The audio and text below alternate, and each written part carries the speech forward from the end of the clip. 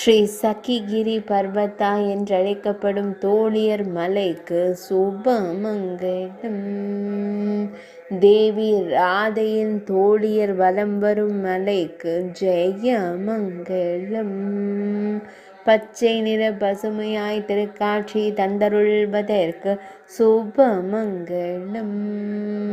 பசுமை நிறத்தில் திருக்காட்சி தந்தருள்வதற்கு ஜெயமங்கலம்.